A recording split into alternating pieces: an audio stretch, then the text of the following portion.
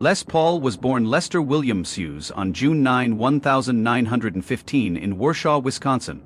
His family had German roots, and his mother Evelyn had ties to the Milwaukee area. When Les Paul's kids opened his vault after he died, they were shocked to find a fortune so huge that it made them cry. Inside were priceless guitars, million-dollar doll patents, and royalty checks that never stopped coming. But that was just the beginning. There were family fights and record-breaking auctions along the way. His father, George, ran a garage where young Lester spent hours collecting spare parts. He was the type of kid who saw possibilities in everything. Even their wooden staircase became an experiment when he cut the steps to change their pitch, turning them into a musical instrument. His mother called it clever, but she wasn't happy about the damage it did when his parents got divorced and Evelyn decided to shorten their last name from Psus to Puss. Anti-German feelings were strong at the time. Lester never legally changed his name to Les Paul, but he started using it later in life. By the time he was 5, he was already performing. He stood on tables at Rotary Club meetings and sang about how you were going to keep him down on the farm. His mother was told by a music teacher that her son would never learn music, but that didn't stop him. At age 8, he took apart a harmonica to see how it worked, then put it back together and taught himself how to play. By age 9, he had built his first radio. He strung an antenna between trees at age 10 to get sound from the air. He wanted to play both the guitar and the harmonica at the same time, so he made a hands-free harmonica holder by bending a wire coat hanger, adding scraps of wood, and adjusting it until it worked. His brother worked at a dry cleaner and brought home extra hangers, which Les used to make a lot of prototypes and test them. He got better with each try, and by 1925 he was playing guitar at a drive-in bar when someone in the crowd yelled "Red your..." That was all the challenge he needed. He took the mouthpiece from his mother's phone and hooked it up to a radio speaker. He then yelled into it while holding the mouthpiece to a broomstick to make his voice louder. But that wasn't enough. He smashed a phonograph needle into the bridge of his guitar and hooked it up to the radio's amplifier. The sound was rough and full of feedback, but it worked. He was 12 years old and had just taken the first step toward making the electric guitar people know today. People didn't believe in him, but he kept going. By age 13, he was playing roadhouses under the name Red Hot Red. $5 a night was good money at the time, and he was making it with music. By age 15, he had made up 2 different stage names. Rhubarb R. played country music on St. Louis radio as Les Paul, and Rhubarb Yor played jazz in Chicago clubs. He switched between the two depending on the crowd, always trying new things. When he was 17, he quit school to go on tour, first with Rube Troy's Texas Cowboys and then with Sonny Joe Wolverton's band. Back at home at Beekman's Barbecue, he played guitar for tips, while a tin bucket sat next to him. Some nights he made $14, which was enough to buy more radio parts. He never saw music and invention as 2 separate things. They worked together. When Paul moved to Chicago in 1934, things started to fall into place. He played at the Chicago World's Fair, which was a huge event that put him in front of a crowd he had never seen before, and he got radio gigs that would shape his future. Paul was in the middle of it all, and Sonny Joe Wolverton was by his side. He started hosting shows on WBM in Chicago and WJN in Racine. During the day, he played country music as Rhubarb Red for people in the Midwest who lived in rural areas. At night, his whole world changed. He switched to jazz and tried out new styles and learned how to command an audience in a different way. These changes from country to jazz weren't just about performance, they were shaping him into the person he became. He met some of the best musicians of all time on the radio and in Chicago's clubs. For example, he met Art Tatum, a pianist whose fingers moved so quickly it was hard to believe they were human. Tatum taught Paul complex Lex chords and improvisation, which changed the way he thought about music in a way he had never thought of before.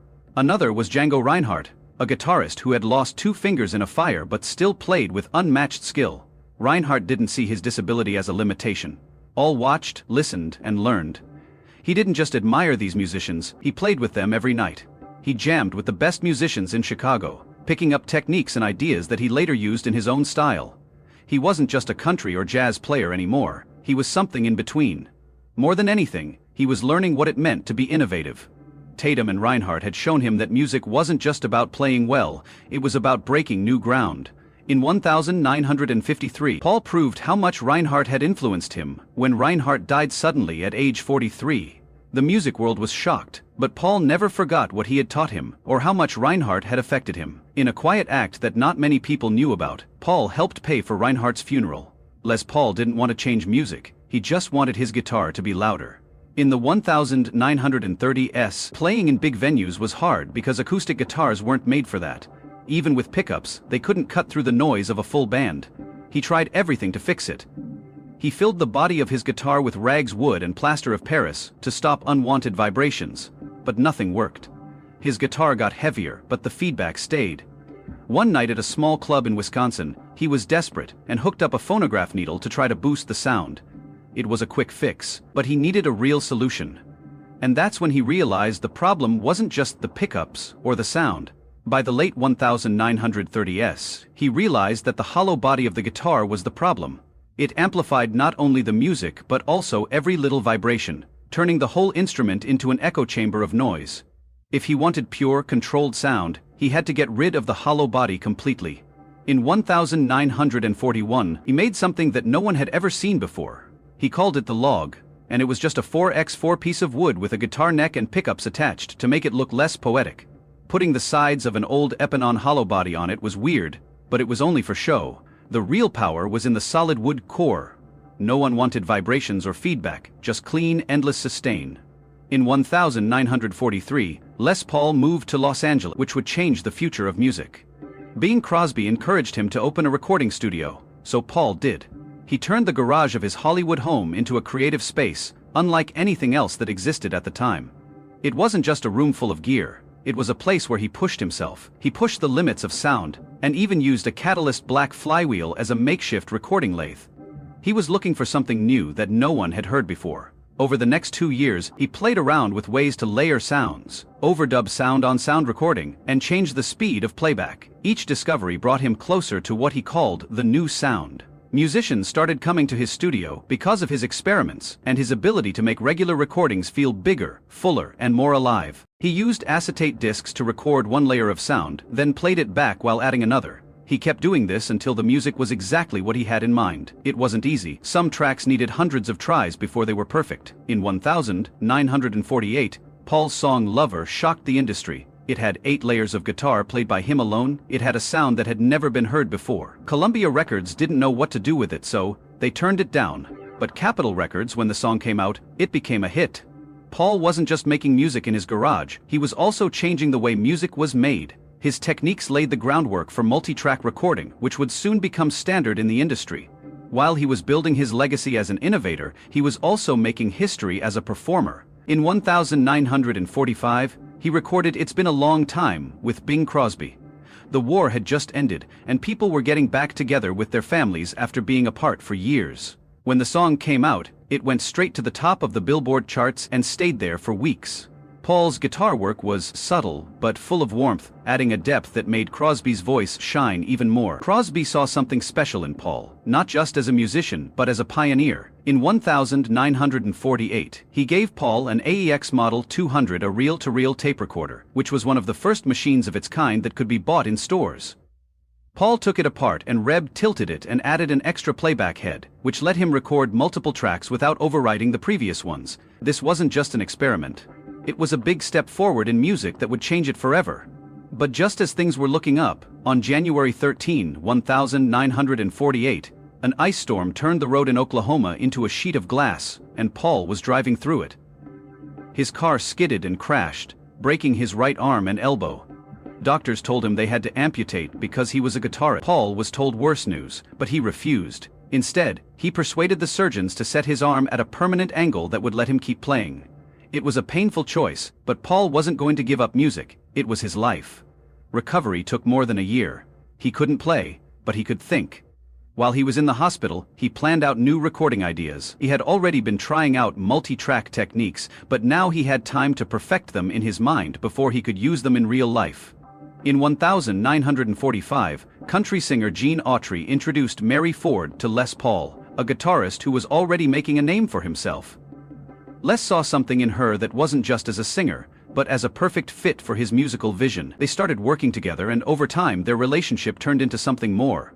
By 1949, they were married, and their personal and professional lives were now completely intertwined.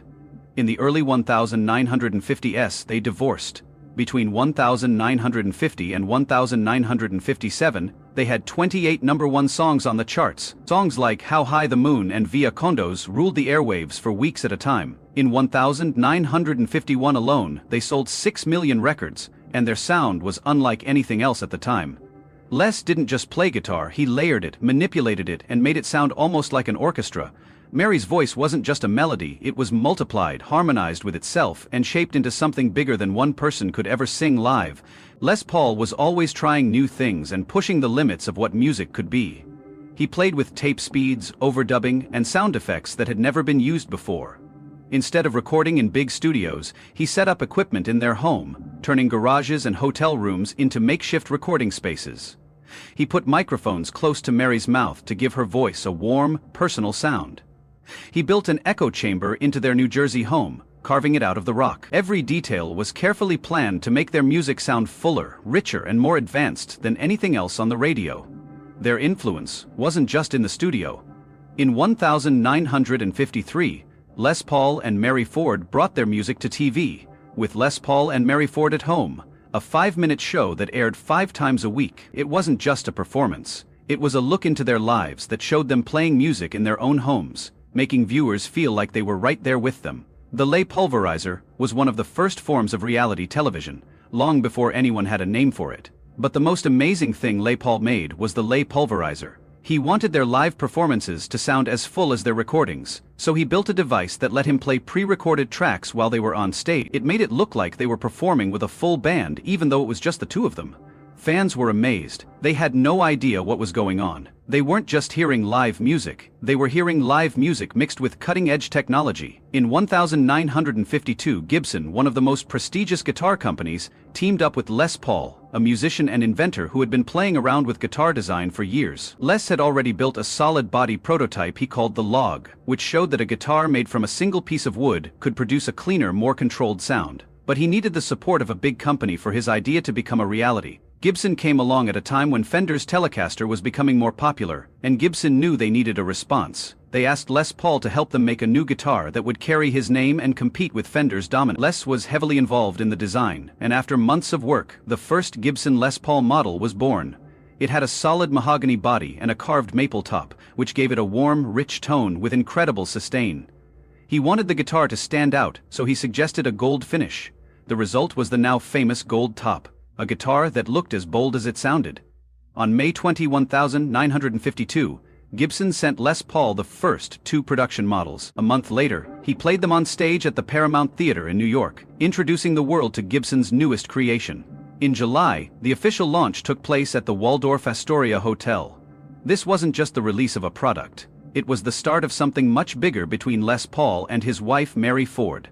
Les Paul not only endorsed the guitar, but also played it and showed how good it could be every time. The deal was also groundbreaking on a financial level, as Les Paul got royalties on every guitar sold and had patent rights for certain design elements, such as the unique wrap-over bridge. However, not everything about the first model was perfect. For example, the original tailpiece, which was designed by Gibson's Ted McCarthy, made it hard for some players to bend strings easily. It was annoying that Gibson kept making changes to the design over the next few years. In 1955, a more modern tunatic system was put in place to replace the original bridge. This small change made a big difference because it let people change their precision intonation, but the guitar had a hard time competing with Fender's Telecaster and Stratocaster, which were lighter, cheaper, and had a sleek, modern look. Many guitarists thought the Les Paul was too heavy and out of date. By 1960, sales had dropped so much that Gibson had to recall the guitar. Gibson decided to stop making the original single cutaway model and instead made a new one, called the SG. At first they kept the Les Paul name on it, but Les himself didn't like the new look, and by 1963 he had asked Gibson to take his name off the model. Just as it looked like the original Les Paul was going away, Keith Richards of the Rolling Stones started playing a sunburst Les Paul standard on stage, and other guitarists soon took notice. Clapton used one for his famous recordings with John May and the Bluesbreakers. Mike Bloomfield and other blues and rock musicians soon followed, falling in love with the guitar's thick, powerful tone. Gibson saw this coming and made the brave decision to reintroduce the original Les Paul design in 1968. This time it wasn't just another guitar, it was a symbol of rock music's growing power. By the 1970s, legends like Jimmy Page, Pete Hent, and Slash had solidified the Les Paul's place in rock music. In music history, guitars that were once considered failures have become some of the most sought-after instruments ever made. Early models from 1958 to 1960 are worth hundreds of thousands of dollars, turning what was once seen as a failure into one of the most sought-after guitars of all time. Les Paul and Mary Ford were once the perfect musical duo on stage. Offstage, they worked magic together. Their marriage was falling apart. They'd been together since 1949. But, by the early 1960s, things were getting serious, bitter and painful. Les Paul filed for divorce from Mary Ford in 1963, saying she had affairs with several men, including singer Foy Willing and a contractor named Donald Hatfield. He also said she ignored their children and made him look bad by bragging about her relationships. What had begun as a love story full of music ended in heartbreak and scandal, and Les Paul quit performing after the divorce. Losing Mary Ford wasn't just the end of his marriage, it was the end of his life. He also knew that the music business was changing, rock and roll had taken over, and his style of music was no longer at the center of it all. Instead of trying to compete with the new wave of artists, he focused on something he had always loved: innovation. Les Paul wasn't just a musician, he was also an inventor, who was always looking for ways to improve sound. During this time, he made the pulverizer, a device that let musicians control pre-recorded sounds. His experiments in the studio created recording methods that would shape modern music. Even though he wasn't performing, he was still changing the business in ways that most people didn't even realize. But while he was making new technology, his body was giving out on him. Years of playing guitar had made his arthritis worse, and hearing loss made it hard for him to even listen to the music he loved. For many musicians, this would have been the end of their career. For Les Paul, the end of his career was just another challenge. He changed the way he played to work around his limitations and found new ways to keep making music in his own way. Even though he wasn't on stage for years, he was never really gone. In 1976 and 1978, he recorded Chester and Lester and Guitar Monsters with guitarist legend Chad Atkins. These albums reminded everyone of how great he was, even though he wasn't playing all the time. In the late 1980s, Les Paul decided to return to live music. He was in his 70s at the time, which is an age when most musicians have long since retired. But he didn't slow down. Instead, he started playing weekly shows at New York City's Iridium Jazz Club in 1995. Every Monday night, fans, musicians, and even celebrities came to see the man who had changed music forever. In 1988, he received one of the highest honors in music. He was inducted into the Rock and Roll Hall of Fame, joining legends like the Beatles and Bob Dylan. The ceremony took place at the Waldorf Astoria Hotel in New York City, and it was an unforgettable moment. Jeff Beck, one of the greatest guitarists of all time, had the honor of inducting Les Paul on stage. Beck admitted something that many people already knew, that Paul had taught him so much that it had changed his playing, his techniques, and even the way he thought about the guitar. It was a moment of pure respect, and a reminder that 20 years later, Les Paul proved once more that his influence didn't end when, at the age of 90, he won 2 Grammy Awards for his album Les Paul and Friends American-Made World Played, which was more than just a collection of songs. It was a celebration of his legacy, with collaborations with artists like Eric Clapton, Jeff Beck, Keith Richards, and Sting. The Grammys he won that night were for Best Pop Instrumental Performance for Caravan and Best Rock Instrumental Performance for It.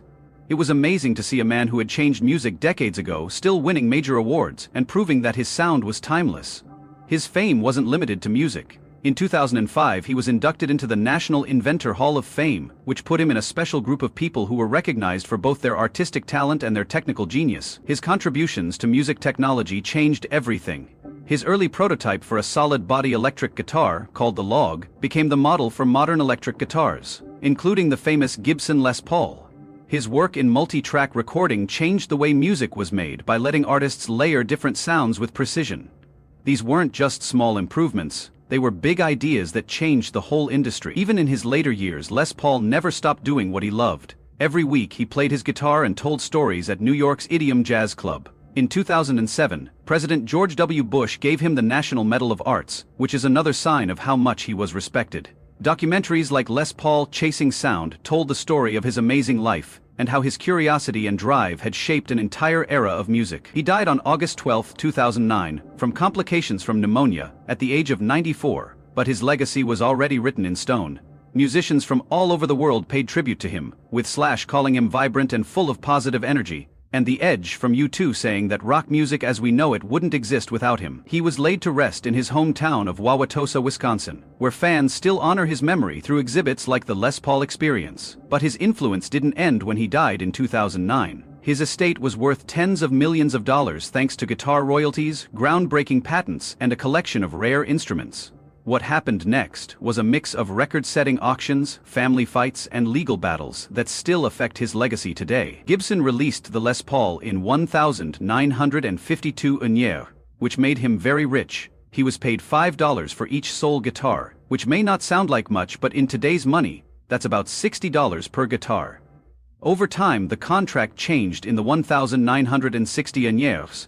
Things got complicated when Gibson briefly stopped making the model, but by the time he died, over 1 million Les Paul guitars had been sold. Vintage models from the late 1950s became some of the most valuable guitars in history.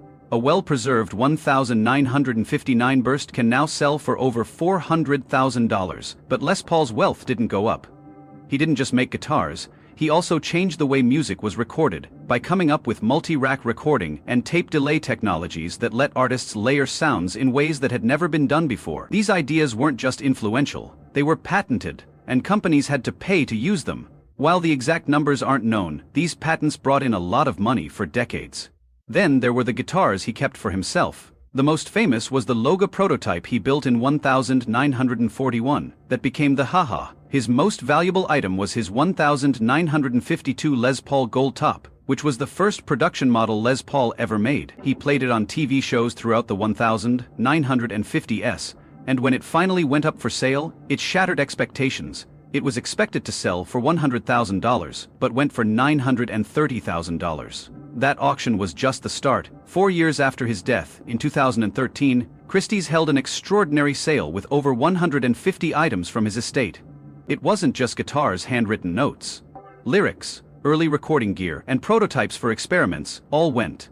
One of the most talked about pieces at the Hammer was the fans were willing to pay any amount to own a piece of history, including the legendary Greenie 1959 Les Paul that was owned by Fleetwood Mac's Peter Green and later bought for $2 million by Kirk Hammett of Metallica. Not everyone was happy that his son Gene was in charge of the estate, and many thought that historic guitars like the Gold Top should have stayed in the family or been sold. Gene defended the sales by saying that his father didn't want his legacy to be kept secret. He wanted his work to be shared with the world. The fights didn't end there. There were also arguments about how to handle the royalties from Gibson. Some family members wanted to reinvest the money, while others wanted to give it to everyone. Things got even more complicated in 2021, when Gibson won a lawsuit against Heritage Guitars to protect its trademark over the Les Paul body shape.